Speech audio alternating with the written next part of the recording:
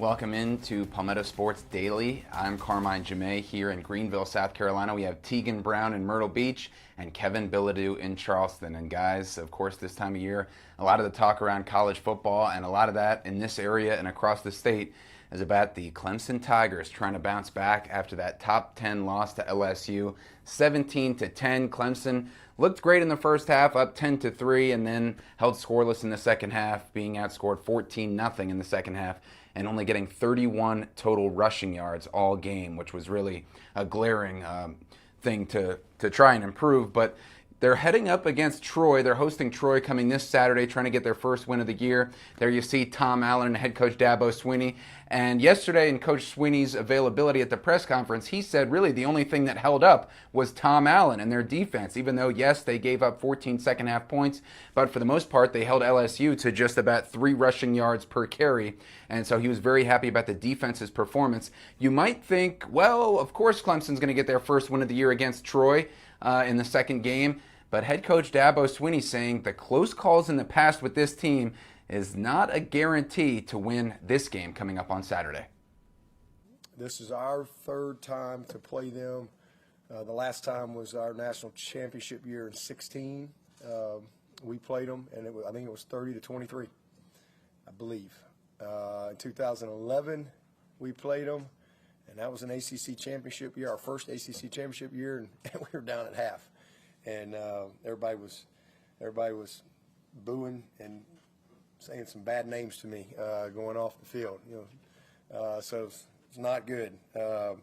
So I got a lot of respect for Troy, and so I'll just say that right up front. And, of course, historically, Clemson is very good rebounding from a loss under head coach Dabo Swinney. After a loss under Dabo, the Tigers have a record of 37 wins and 10 losses.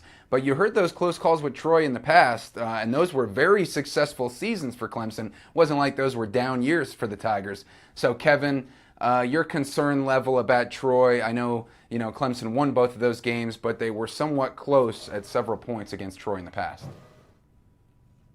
Well, my concern level is at about a 1.5, because that's what it should be for Clemson. Now, if they go out and lose this game, then the sky is falling, and those odds we were talking about yesterday about Dabo Swinney being fired, those go up even more than what they were at right now. And this would officially become a complete disaster season for Clemson if they lose this game. There is no logical reason why they should lose this game. They are better at just about every position except probably running back when you match them up against Troy. So it's just a matter of what the Tigers do in their head. If they get ready for this one the way they should, then there should be no problem. They should win this game by 3 touchdowns, and then it's, time to get ready for the week after this. If they, lollygog throughout this whole week and they have problems getting ready and they just think they're going to walk out onto the field and step over this Troy team, that's where the problems are going to start to come in, Teagan.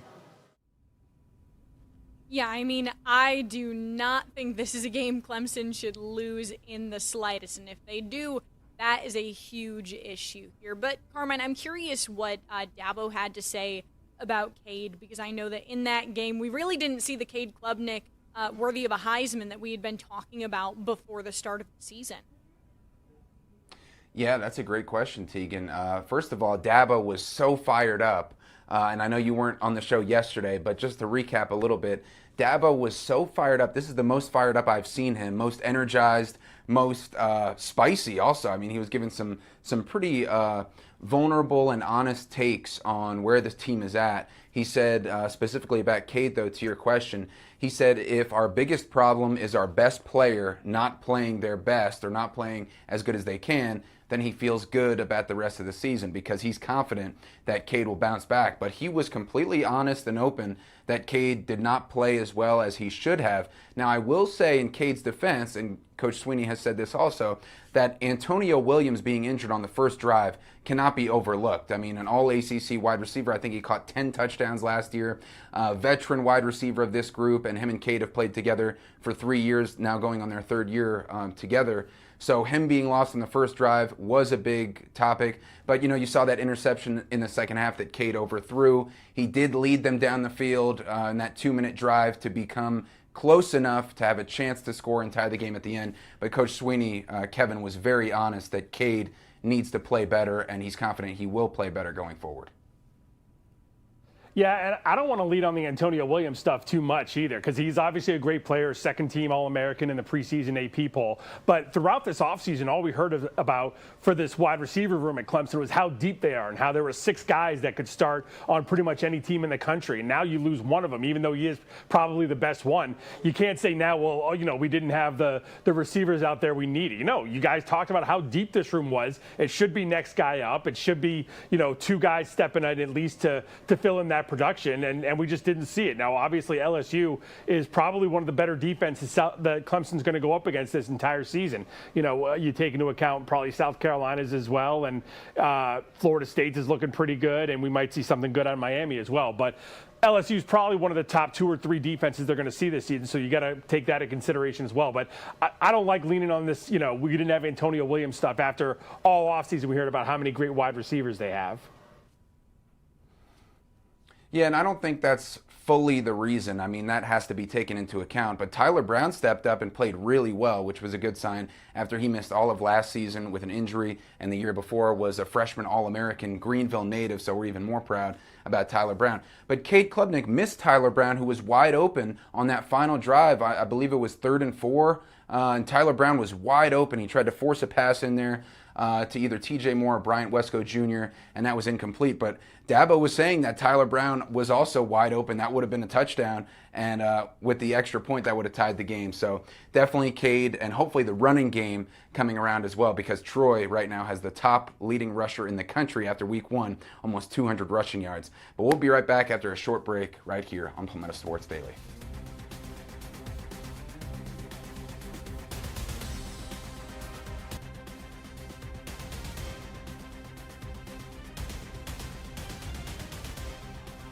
Welcome back to Palmetto Sports Daily. We just spent last block talking about Clemson, previewing their matchup coming up against Troy.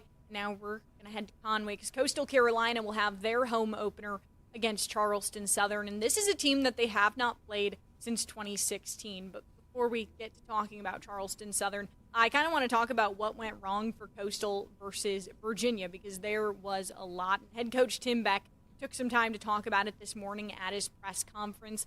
Their defense in the first quarter looked pretty decent. They were able to stop the run, but just the rest of the game, it was not the case, and they were out there for most of the time. Special teams for Coastal having lots of issues. Blocked punt turned into a touchdown for Virginia. Coastal Carolina just struggling over and over and over again in that one. And head coach Tim Beck talking a little bit about what went wrong. Not trusting the coaching. I think a lot of players, we played hurried and not quick. Like, you want to play fast and you want to play quick, but you can't play in a hurry. I think we played in a hurry. We didn't let things develop. Saw things, for example, maybe even at quarterback trying to get the ball out faster than he should. If he was just a little bit more patient, he would have seen the pictures develop a little bit better. A little more patient on a route, we would have created a pick and maybe been open more. We hurried some things. I think trusting the coaching. We had some mental busts in terms of assignments, technique, and fundamentals in the game that hurt us, on special teams especially.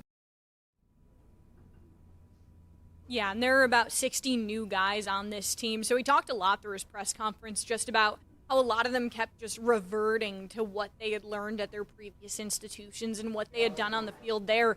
But they can't be doing that here. It caused communication issues. We saw that in the very beginning of the game. Zach Elam back at center after a year being gone. There were some communication issues that led to the snap going straight over M.J. Morris's head.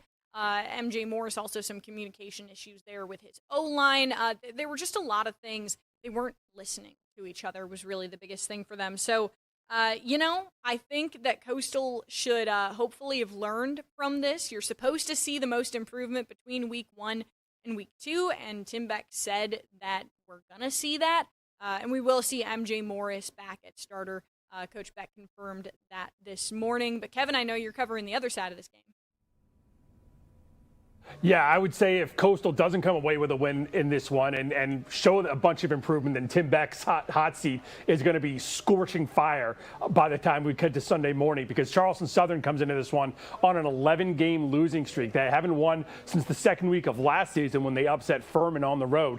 Didn't have a win at home all last season, and now opened up this season with a loss, understandably, to an SEC team. They went out to Nashville, got beat by Vanderbilt last week. I believe it was 48-7 was the final on this one. So obviously, a tough start for Charleston Southern. Starting quarterback Zoltan Osborne struggled in that opener as well. He went just 8 of 16 for, I believe it was 54 yards. So a struggle for the entire offense every which way around. But at some point, you look at this losing streak, and even though it's a lot of new guys on this program, a lot of movement, just like every other team in college football, when you keep seeing that losing streak building up, that's a problem for any team. At some point, it's going to get to them mentally. When are we going to break this losing streak? When are we going to get ourselves back in the win column? Head coach Gabe Gardenia talking about that yesterday. We've got to show mental toughness and bounce back after we give up a big play. Is it hard for a player to do that? Sure it is, but that's where we got to do a good job as a staff of building these guys up and making sure that we're putting them in positions to be successful. And when they do great things, and sometimes when they do good things, maybe if you're a corner and you do something good, maybe the ball doesn't come your way, but we still got to praise that type of performance and those assignments because when the ball does come their way, they got to have the confidence to go make the play. Obviously, Gabe saying last week that he knew they were going to be big-time underdogs against Vanderbilt. I'm sure he knows they're going to be big-time underdogs this week against Coastal as well. But really, it's more about just kind of building themselves up and getting some confidence for when they get into Big South play in a couple of weeks. But Teagan, with this game being at Coastal, it's the first chance we get to see the unlimited concessions that we talked about all the time during this offseason. So talk about what it's like as they get ready for this first time of having these unlimited concessions over at Coastal. Yeah, I mean, this is a new thing this year where basically when you buy a ticket, you can get unlimited free concessions of certain items. I think it's like popcorn, water, soda, hot dogs, a couple of other things. And you can go as many times as you want. And the question is, are they going to be prepared for this? Are they going to run out of items? Sadly, they did not talk about that at this morning's press conference, but honestly, I bet there are going to be a bunch of people that are going to test the limits. They're going to say, all right, how many times can I go during the game to get this stuff? And will they eventually run out? I honestly think they might. I don't know how much popcorn they could possibly prepare to fit everybody in that stadium because it'll be a big one. It's the season opener, even after the loss to Virginia, people are still happy to have Coastal at home. Carmine, do you think they're going to run out? Yeah, I have no idea. It seems like a very difficult thing to estimate, although I'm sure they have systems in place to try and, how many dogs do we need, how many popcorns, how many waters. But is this an attendance thing, Teagan? I mean, to get more butts in the seats, or is it just to please the people who are already there, or how's the attendance at Coastal? That seems like it would be a big motivator to make this move. Yeah, I think it's a little bit of both. I mean, Chance Miller, the new vice president for intercollegiate athletics, although he's not that new anymore, he's been here over a year now at this point. He's introduced a lot of fan experience type of things. You look at Coastal's entrance from last year, I mean, pyrotechnics were added to it. Motorcycles are lined up on both sides. He told me a couple weeks ago that they've got some even more stuff planned for their entrance this year. There's a drone show during the halftime. So I think they're trying to get as many people to come to Coastal as they can, which obviously is great, but it's the question of if the team can perform in a way that makes people want to attend the games. And it's the question of if they'll even stay the whole time. That student section empties out in the second quarter before we've even reached halftime. Yeah, I do want to be clear about one thing. If they run out of concessions after all the publicity they got for doing this free concession deal, it is a disaster. If they run out of hot dogs, if they run out of popcorn, they have to be ready for this. They cannot let this happen because it will be all over the news, all over everything. We will lead this show with it on Monday if they run out of hot dogs or popcorn coming up on Saturday. You cannot let that happen after all the pub you got for this when you made this announcement over the offseason. Can't let it happen.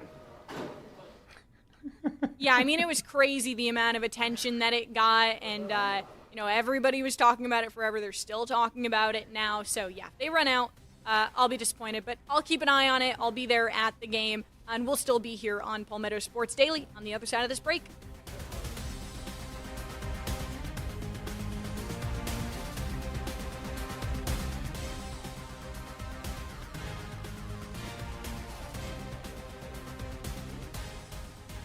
Welcome back to Palmetto Sports Daily. We've been talking about the matchup coming up this weekend as Coastal Carolina plays host to Charleston Southern. Of course, that used to be a conference matchup when Coastal was in the Big South. These two teams would go at it every year. And this matchup always makes me think back to one of the best games I've ever seen since I've been here in the Low Country. And this came back in 2005 when Coastal traveled to Charleston Southern for the final game of that 2005 season. And one of the most memorable games I've ever seen. I went back and I found the highlights from this game. So I want to set this up for you guys. We picked things up here in the fourth quarter.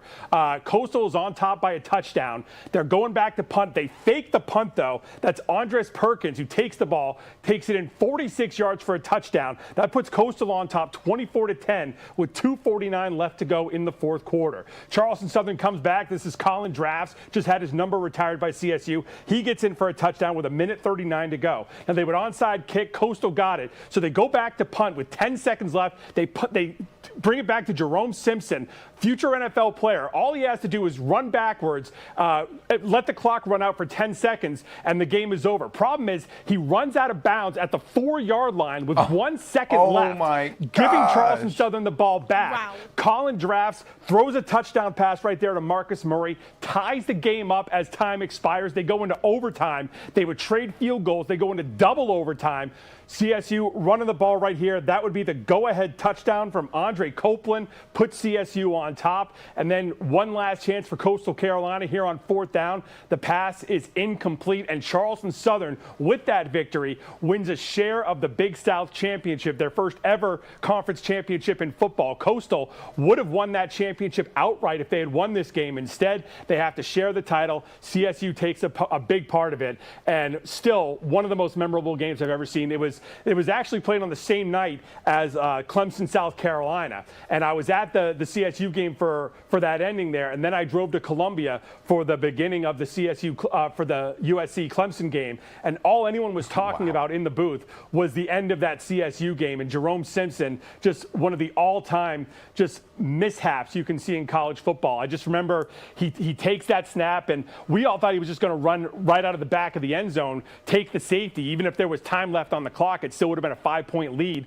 and they would have kicked off with about 2 seconds left, and nothing CSU probably could have done, but makes that huge mistake. The best part of that video is you see after he steps out of bounds, the shot of the referee just shaking his head going, I don't know what's going on right now. So, but yeah, one of the most memorable games I've ever seen here in the Low Country, and still one I think about whenever Coastal and CSU meet up.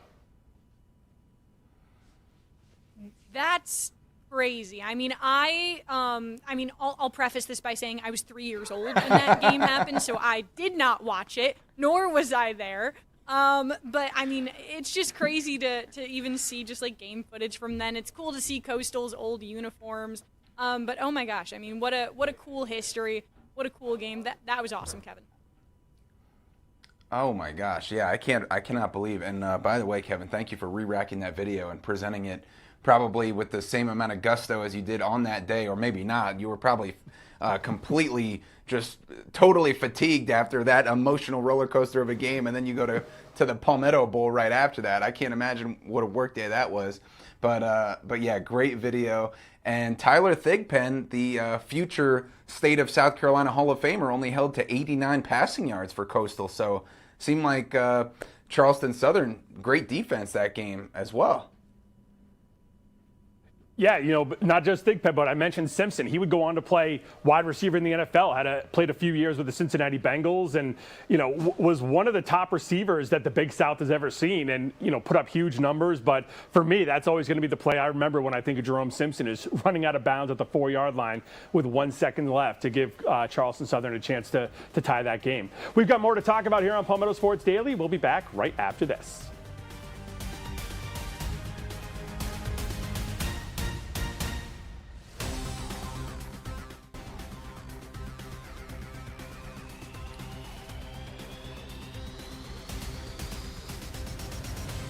Welcome back in here to Palmetto Sports Daily, and we just had a great throwback video about 20 years ago, almost to the same day, from Charleston Southern and Coastal Carolina going at it, that Kevin presented as if it was 20 years ago, which was awesome. How about we go 40 years ago, guys? Let's check out this video from a star a few decades ago, and it's Michael Dean Perry for the Clemson Tigers, the brother of William the Refrigerator Perry, who of course is so well known for his Chicago Bears days and running in that touchdown in the Super Bowl that they won on those great Bears defenses. But there you see Michael Dean Perry inducted into the Clemson Ring of Honor. That's the highest honor a former Clemson athlete can receive.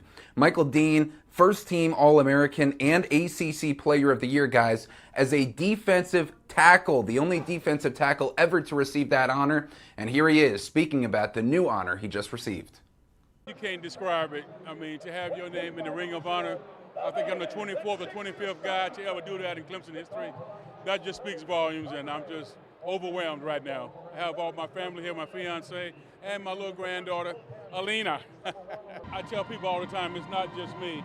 My family, my parents who raised me, the value system, the character that I have, and the teammates over the years, you know, Clemson, Cleveland, Denver, you know, all these guys that I played with are part of this. I didn't do it by myself. I'm just the one that gets a lot of credit. I don't know if we laid the foundation, but we kept it going. But it's great to be back. Seeing a lot of my old friends, old teammates. It's always great being back at Clemson. And I always love this place. And Michael Dean went on to have a very successful NFL career, 6 Pro Bowls, 2-time All-Pro, and I believe he has the most Pro Bowl selections of somebody who's not in the Pro Football Hall of Fame. So Kevin, head coach Dabo Swinney said, hopefully that honor is next for the great Michael Dean Perry. Yeah, it's really fascinating because he was the much better player between him and his brother. But, of course, the Fridge got all the attention and being on that Super Bowl team and being the big guy, even had a G.I. Joe made after. But Michael Dean Perry was the much better player both in college and in the pros. So congratulations to him on getting this honor. That's going to wrap it up here for Palmetto Sports Daily for Thursday. We will see you back here coming up. No, today's Wednesday. We'll see you back here Thursday. Bye.